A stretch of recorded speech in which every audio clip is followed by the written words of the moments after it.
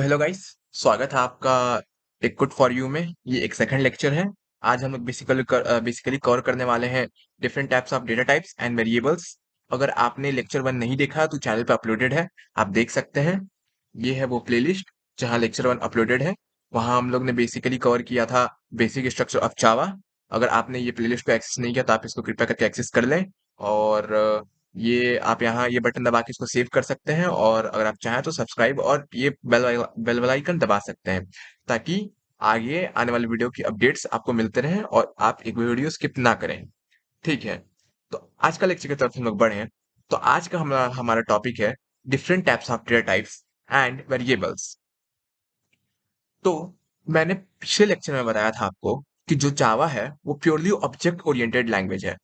Object oriented language means कि यहाँ पे सब कोड या आप कुछ भी लिखना चाहते हैं तो उसको क्लास के अंदर लिखना पड़ता है। तो बेसिकली हम लोग यहाँ एक क्लास बना लेते हैं।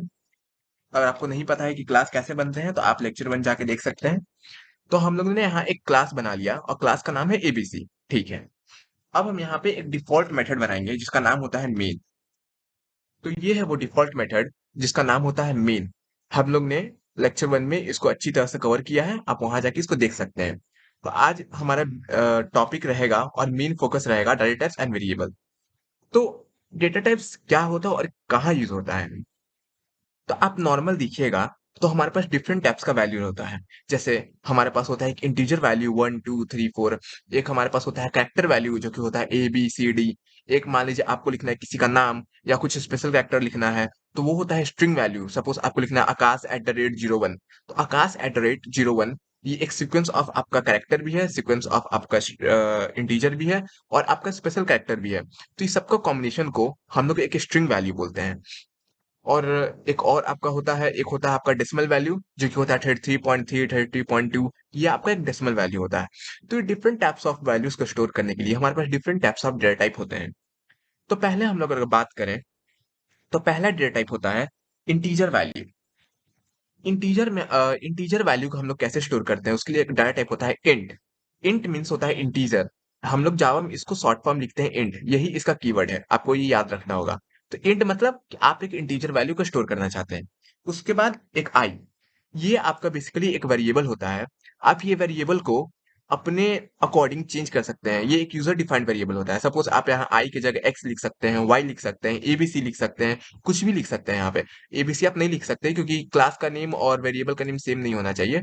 तो आप यहाँ एबीसी को छोड़ के आई एक्स वाई जेड ए फिर आप सिंगल बी लिख सकते हैं या सिंगल सी, कुछ भी लिख सकते हैं। तो ये एक यूजर डिफाइन होता है, जरूरी नहीं है कि आप यहाँ आई ही लिखें। तो ठीक है, यहाँ तक समझ में आ गया। अब हम इसमें एक वैल्यू असाइन कर देते हैं। ये एक इंटीजर वैल्यू है, तो हम यहाँ एक इंटीजर वैल्यू ही असाइन करेंगे। सपोज मैं यहाँ असाइन कर देता हूँ 102 और सेमी कॉलन।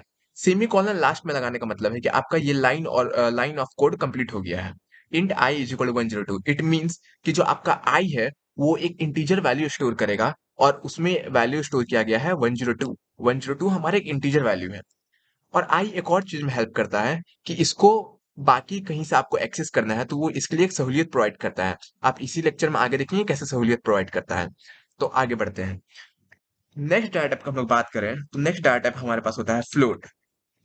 उस फ्लोट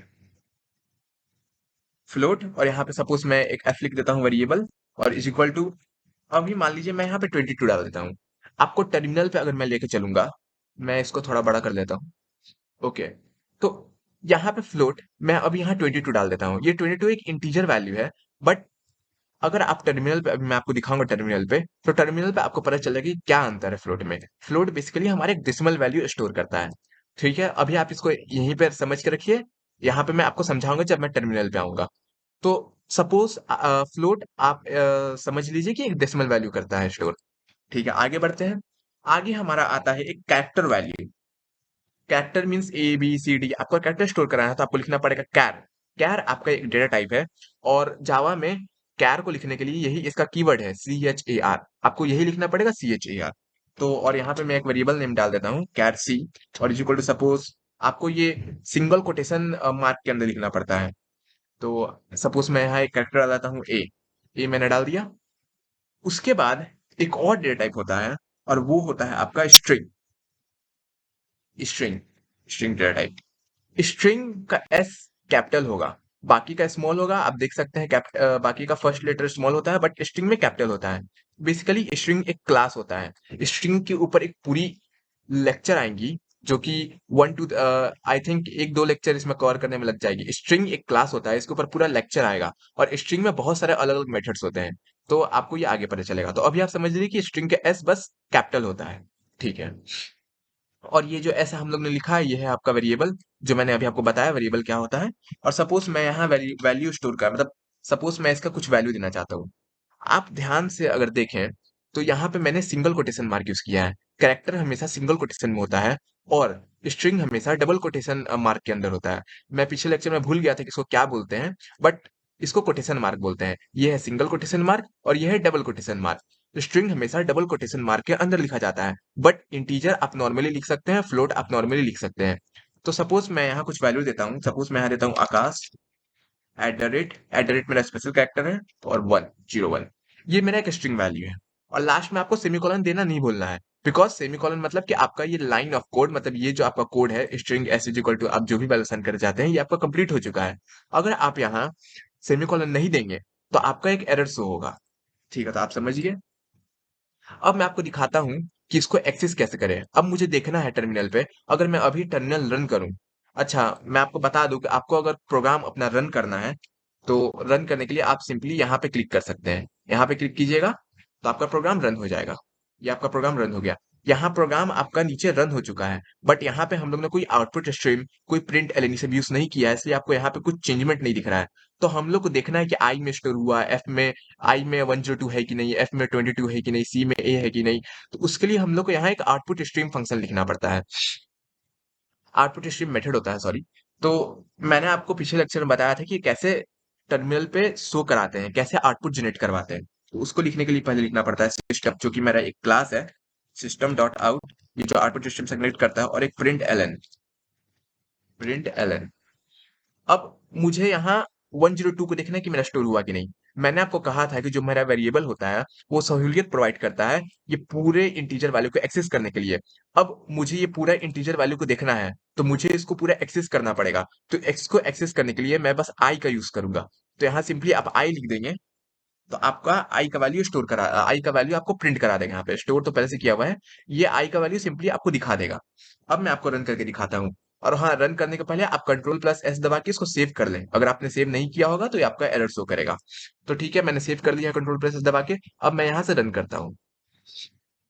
अब देखिए यहाँ पे आपको पहले पूरा कुछ नहीं दिखा रहा था, बट यहाँ पे देखिए आपको 102 दिखा रहा है, क्योंकि मैंने इस इंटीजर वैल्यू को एक्सेस कर लिया वेरिएबल के थ्रू। वेरिएबल आपको एक सहूलियत प्रोवाइड करता है कि आप वो इंटीजर वैल्यू कहीं से भी एक्सेस कर सकते हैं। तो होप सो आपको यहाँ पे तक समझ में आ गया होगा। बेसिकली आप ब्रैकेट के अंदर कुछ भी लिखिएगा तो वो प्रिंट हो जाएगा उसका वैल्यू। सपोज यहाँ आई मैंने लिखा तो आई में मेरा एक इंटीजर वैल्यू है, और वो इंटीजर वैल्यू क्या है, वो है 102। तो यहाँ बेसिकली 102 प्रिंट हो गया आपका, आप नीचे देख सकते हैं 102 प्रिंट हो गया। अब ऐसे ही करके आप फ्लोट का भी देख सकते हैं। तो सपोज मैं आपको दिखा देता हूँ, यहाँ मैंने 4 लिया तो मैंने 4 बना लिया। यहाँ पे मैं एफ लिख देता हूँ और उसके बाद मैं यहाँ सी लिख देता हूँ। ये मेरा कैरेक्टर वैल्यू डिस्प्ले करेगा, और मैं यहाँ पे लिख देता हूँ एस, ये मेरा स्ट्रिंग वैल्यू डिस्प्ले करेगा। तो सिमिलरली ये आपका फ्लोट वैल्यू डिस्प्ले करेगा, ये आपका कैरेक्टर वैल्यू डिस्प्ले करेगा, और ये आपका स्ट्रिंग वैल्यू डिस्प्ले करेगा। तो चलिए हम लोग आउटपुट देख लेते हैं क्या आता है। यहाँ से आप ये बटन दबाएंगे ऊपर राइट कॉर्नर पे तो आपका ये दिख जाएगा। आप बस इसको दबाइए, आपका रन कर जाएगा। तो देखिए यहाँ पे 102 जो कि मेरा इंटीजर वैल्यू है, और मैंने आपको बताया कि फ्लोट एक डेसिमल वैल्यू लेता है। तो यहाँ पे मैंने सिंपली 22 लिख दिया। तो ये देखिए 22.0 यहाँ डिस्प्ले किया है, ये एक डेसिमल वैल्यू है 22.0। तो वही मैं बता रहा था आपको। मैं इसको थोड़ा ऊपर कर देता हूँ। तो यहाँ पे आप देखिए, यहाँ ये आपका 102 इंटीजर वैल्यू है, और ये आपका 22.0 एक फ्लोट वैल्यू है, ये एक डेसिमल वैल्यू है। तो मैं आपको वही बता रहा था कि आपको फ्लोट एक डेसिमल वैल्यू स्टोर करता है। आप यहाँ सिंपली अगर 22 भी लिखेंगे तो आपको डेसिमल वैल्यू ही यहाँ पे आउटपुट जनरेट करेगा, ठीक है। और कैरेक्टर तो आप समझिए कि कैरेक्टर लेता है, और स्ट्रिंग एक स्पेशल आपका कॉम्बिनेशन या सीक्वेंस ऑफ अल्फाबेट बोल रहे हैं, characters, integers and special characters कुछ भी ले सकता है, बट आपको उसको डबल कोटेशन में लिखना पड़ता है और कैरेक्टर को सिंगल कोटेशन में लिखना पड़ता है। आप ये प्रोग्राम को अपने से देख लीजिए। मैं आपको सोर्स कोड कुछ दिन में प्रोवाइड करूंगा। बेसिकली हमारी जो चैनल की वेबसाइट है वो एक अंडर डेवलपमेंट है, उस पर काम चल रही है। जब तक वो आता नहीं है तब तक मैं आपको सोर्स कोड ऐसे प्रोवाइड नहीं कर सकता। तो उस पे सोर्स कोड बहुत जल्दी अवेलेबल हो जाएगा। तो होप सो आपको इतना समझ में आ गया होगा। ये हमारे डिफरेंट डेटा टाइप्स हैं, और ये मेरा आई, एस, ये सब मेरे वेरिएबल्स हैं। तो आपको पता चल गया कि डेटा टाइप्स कैसे डिक्लेयर करते हैं और वेरिएबल्स को कैसे हम लोग एक्सेस कर सकते हैं, वेरिएबल थ्रू कैसे एक्सेस कर सकते हैं। इसके अलावा भी हमारे पास और होते हैं। इसके अलावा मेरे पास होते हैं लॉन्ग लॉन्ग और यहाँ पे मैं एक वेरिएबल लिख देता हूँ, और यहाँ पे मैं सपोज लिख देता हूँ -21। ये भी बेसिकली इंटीजर जैसा काम करता है, बट इसमें आप पॉजिटिव नेगेटिव दोनों स्टोर कर सकते हैं, और इसका साइज और स्टोरेज कैपेसिटी भी ज्यादा होता है इंटीजर से। इंटीजर में आप शायद कुछ 7 बाइट्स, आई थिंक मैं थोड़ा रॉन्ग भी हो सकता हूँ, मुझे एग्जैक्टली याद नहीं है। बट इंटीजर्स में आप कम बाइट का डाटा स्टोर कर सकते हो, और लॉन्ग में आप ज्यादा बाइट का स्टोर कर सकते हैं। और इंटीजर में क्या है कि इसमें आप पॉजिटिव वैल्यू लिख सकते हैं, नेगेटिव वैल्यू नहीं लिख सकते हैं। हालांकि आजकल कुछ कुछ ऐसे कंपाइलर्स या आईडी है जो कि नेगेटिव वैल्यू इंटीजर में सपोर्ट करता है, बट बहुत ऐसा भी है जो नहीं करता है, डिपेंड करता है प्लेटफॉर्म पे। यहाँ वीएस कोड की बात करें तो वीएस कोड में आप यहाँ अगर नेगेटिव लगा देंगे तो कोई एरर नहीं आएगा। मैं आपको दिखा देता हूँ। VS code negative integer value को ये सपोर्ट करता है, बट बहुत सारे ऐसे कंपाइलर्स हैं जो कि नेगेटिव वैल्यू सपोर्ट नहीं करते हैं। आई थिंक उसमें से एक आपका नेटबिन्स है, शायद नेटबिन्स में ये नेगेटिव वैल्यू सपोर्ट नहीं करता है। तो इन वीएस कोड में करता है सपोर्ट, बट अदर्स आईडी में नहीं भी कर सकता है। तो इसलिए हमारे पास एक लॉन्ग होते हैं जिसमें आप बहुत ज्यादा डेटा भी स्टोर कर सकते हैं, क्योंकि ज्यादा बाइट का होता है, और इसमें आप नेगेटिव वैल्यू भी स्टोर कर सकते हैं, और ये हर प्लेटफॉर्म पे आपका सपोर्ट करेगा। तो मैं आपको दिखा देता हूँ। अब मैंने एक एल ले लिया है, तो एल को भी मुझे प्रिंट करनी पड़ेगी। तो मैं यहाँ एक एल भी लिख देता हूँ, एल। तो अब मैं एल को आपको डिस्प्ले करके देखता हूँ। आप बेसिकली यहाँ क्लिक करेंगे तो आपका आउटपुट आउटपुट क्रिएट कर देगा। तो मैं सिंपली यहाँ मैं आउटपुट,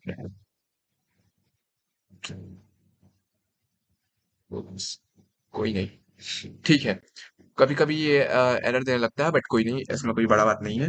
मैं यहाँ कमांड लिख देता हूँ, आपका एरर नहीं देगा, बिकॉज मेरा यहाँ क्या हो रहा है कि मेरा यहाँ बहुत सारा बैकग्राउंड में सर्वर चलती रहती है, बहुत सारे प्रोग्राम्स रन करते रहते हैं, तो कभी कभी ये हो जाता है। इसमें बेसिकली पाइथन भी इंस्टॉल्ड है, और आपका HTML और जावास्क्रिप्ट सब रन करता है, तो इसलिए कभी कभी कंपाइलर प्रॉब्लम देता है मेरा। तो उसमें आपको दिक्कत नहीं होगी, आपका सिस्टम अगर कुछ नहीं है तो मैं आपको रन करके बेसिकली दिखाता हूँ। ये आप ध्यान में दीजिए मैंने क्या लिखा है, बट आप यहाँ पे सिंपली क्लिक कीजिए, आपका रन कर जाएगा। तो देखिए यहाँ पे ये माइनस वैल्यू, इंटीजर का जो माइनस वैल्यू ये आपका सपोर्ट कर रहा है, बट कुछ कुछ आईडी में नहीं करता है। यहाँ वीएस को तो सपोर्ट कर रहा है माइनस, बट कुछ कुछ में नहीं करेगा। और ये लॉन्ग लॉन्ग आपका सब में सपोर्ट करेगा। देखिए यहाँ -21 प्रिंट हो गया। आप यहाँ कुछ भी डाल सकते हैं, 21, फिर 111111, 222222, जितना लंबा चाहे उतना डाल सकते हैं। उप्स, ये इसका साइज से एक्सीड कर गया है। हाँ, इतना, इसका इतना लिमिट है, तो आप इतना इसमें डाल सकते हैं। तो आप देखिए, मैं आपको रन करके दिखा देता हूँ, ये आपका रन कर जाएगा। देखिए आपका रन करके इतना वैल्यू आपका स्टोर होके आ गया है। अब अगर आप बेसिकली इसमें डाल के देखेंगे, उप्स, इसका वैल्यू एक्सीड कर गया। देखिए इसमें कितना कम वैल्यू हम स्टोर कर सकते हैं, बट इसमें देखिए कितना ज्यादा स्टोर कर सकते हैं वैल्यू। तो यही है डिफरेंस। ये छोटा स्टोरेज होता है, इसमें ज्यादा कैपेसिटी नहीं होता है वैल्यू स्टोर करने का, इसमें ज्यादा होता है। इसमें आप 102 में कर सकता हूँ, 102 के बाद अगर मैं एक दो डिजिट और आगे बढ़ा दूं तो एरर आने लग जाएगा। बट यहाँ देखिए मैंने कितना वैल्यू स्टोर करा दिया है। तो यही डिफरेंस होता है, और एक नेगेटिव पॉजिटिव का भी डिफरेंस होता है, बट ये प्लेटफॉर्म पे डिपेंडेंट करता है। तो होप सो आपको यहाँ तक समझ में आ गया होगा। और एक और ऐसे ही हमारे पास होता है, वो होता है बुलियन वैल्यू। बुलियन बेसिकली कुछ नहीं करता, उसमें खाली ट्रू और फॉल्स वही होता है। तो अगर आपको आगे जरूरत पड़ेगा, मैं आगे जब तक जैसे जैसे कोर्स आगे बढ़ेगा, अगर वहां जरूरत पड़ा तो मैं आपको वहीं बता दूंगा। आपको बेसिकली इतना आपको याद रखना है, इतना मैं यूज करूंगा। ये नॉर्मली कोई भी प्रोग्राम में इतना यूज होता है, तो आपको इतना अपने दिमाग में बैठा कर रखना है, और आप इसका एक स्क्रीनशॉट ले सकते हैं। ठीक है, होप सो आपको यहाँ तक समझ में आ गया होगा। नेक्स्ट लेक्चर में मिलते हैं। टाटा, बाय बाय।